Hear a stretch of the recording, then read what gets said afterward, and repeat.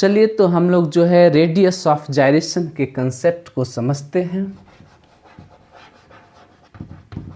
Radius of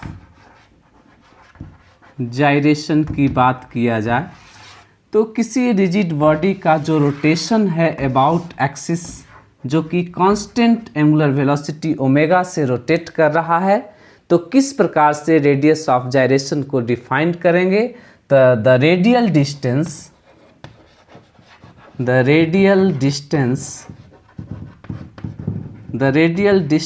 from the axis of rotation,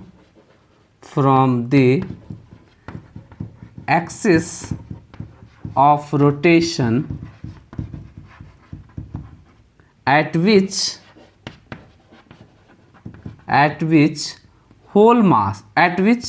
if whole mass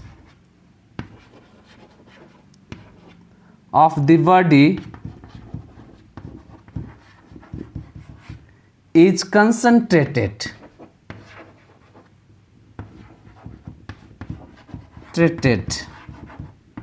this is known as radius of gyration. Whole mass of the body is concentrated, that is center of mass point की बात किया जा रहा है. It is also known as, इस radius of gyration को जो है रूट मीन स्क्वायर डिस्टेंस भी कहा जाता है. RMS that is root mean square distance. Root mean square distance is also known as radius of gyration. Root mean square distance का मतलब है कि जो कांस्टेंट पार्टिकल की जो पोजीशन है उनका जो स्क्वायर कर फिर उनका मीन लेकर फिर उनका रूट निकाला जाएगा, उस चीज़ को हम लोग क्या कहते हैं, रेडियस ऑफ जायरेशन कहते हैं. हम लोग समझेंगे कि रेडियस ऑफ जायरेशन जो है मैथमेटिकल कि किस प्रकार से रिप्रेजेंट करेंगे और कैसे कैलकुलेट करेंगे. तो सबसे पहले एक रिजिड बॉडी को कंसीडर कर रहे हैं, जिस रिजिड बॉडी में जो कांस्टेंट पार्टिकल्स हैं. लेट अस मान लेते हैं कि इस रिजिड बॉडी के अंदर n कांस्टेंट पार्टिकल्स हैं. हर एक कांस्टेंट पार्टिकल्स का जो मास है वो इक्वल है. मान लेते हैं कि जो ये रिजिड बॉडी है, इस रिजिड बॉडी का टोटल मास यदि m कहते हैं और इनके अंदर जो भी कांस्टेंट पार्टिकल्स हैं, मान लेते हैं कि एक कांस्टेंट पार्टिकल है, इसकी मास m है, दूसरा कांस्टेंट पार्टिकल है, उसका भी मास m है. इस प्रकार से यह rigid body n constant particle से मिलकर बना है. सबका जो है मास इक्वल है, m कंसीडर कर रहे हैं. और एक्सिस से जो पोजीशन है हर कांस्टेंट पार्टिकल्स का अलग अलग है. मान लेते हैं कि जो फर्स्ट कांस्टेंट पार्टिकल है उसकी एक्सिस से पोजीशन r1 है, सेकेंड की r2. इसी प्रकार से जो nth जो कांस्टेंट पार्टिकल्स है उसकी पोजीशन जो है एक्सिस से परपेंडिकुलर डिस्टेंस जो है rn है. देन अब इस रिजिड बॉडी के अगर मोमेंट ऑफ इनर्शिया को यदि I से डिनोट करें, देन मोमेंट ऑफ इनर्शिया जो है डिफाइंड होगा.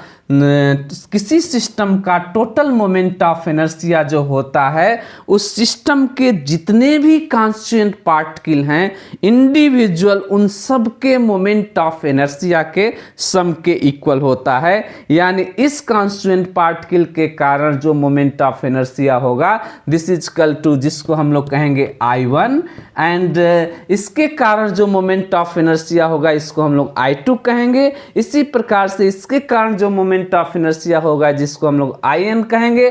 तो then total moment of inertia of the system is equal to I1 plus I2 plus dot dot dot dot किसके इक्वल हो जाएगा, In के इक्वल होगा.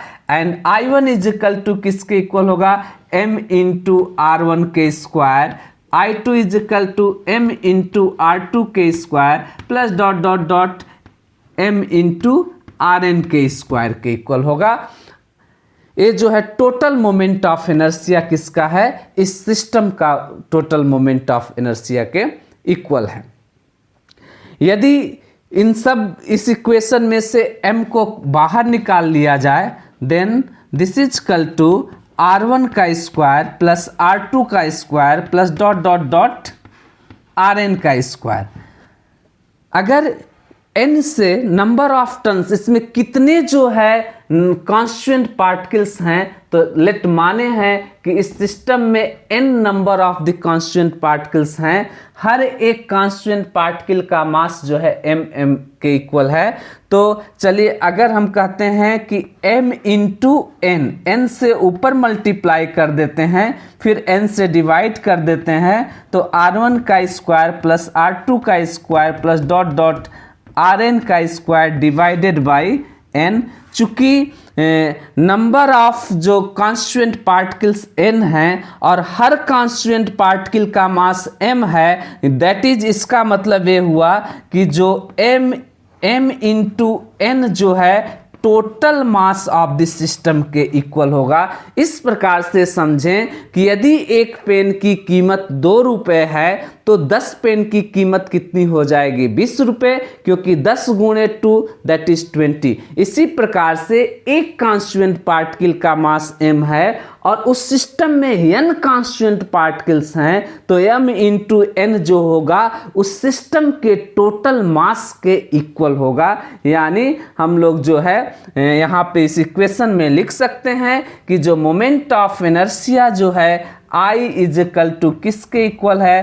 Total mass of the system हो गया, and this is equal to R1 का square plus R2 का square plus dot dot dot dot Rn का स्क्वायर डिवाइडेड बाई n।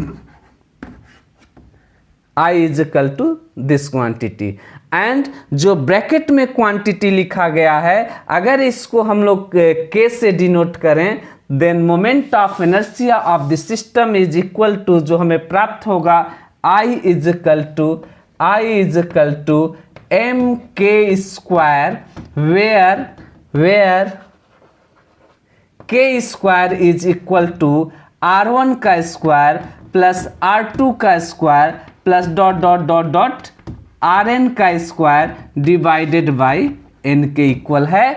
और चूंकि वेयर जहाँ पे k is known as radius of gyration, इस यहाँ से अगर हम लोग k को कैलकुलेट करें तो k बराबर R1 का स्क्वायर प्लस R2 का square plus dot dot dot Rn का square divided by n।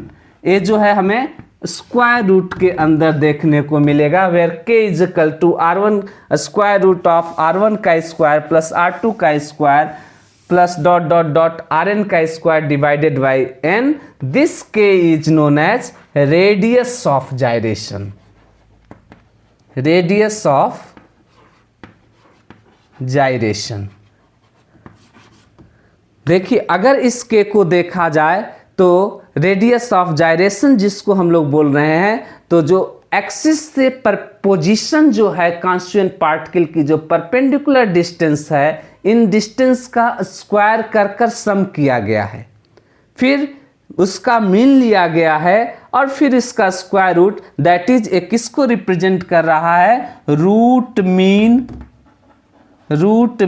Square distance को रिप्रेजेंट कर रहा है। यह जो k जो है, k किसको रिप्रेजेंट कर रहा है? रूट मीन स्क्वायर डिस्टेंस को रिप्रेजेंट कर रहा है। That is radius of gyration is also defined as root mean square distance. पहले स्क्वायर किया जाता है, फिर उसका मीन लिया जाता है और फिर उसको जो है स्क्वायर रूट में रखते हैं। इसी को हम लोग क्या कहेंगे?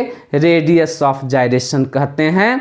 और I is equal to mk square के इक्वल है, दैट इज यहाँ से अगर हम रेडियस ऑफ जायरेशन को कैलकुलेट करें तो k बराबर under root I by m के इक्वल होगा, वेयर जहाँ पे I is the moment of inertia and m is the total mass of the system.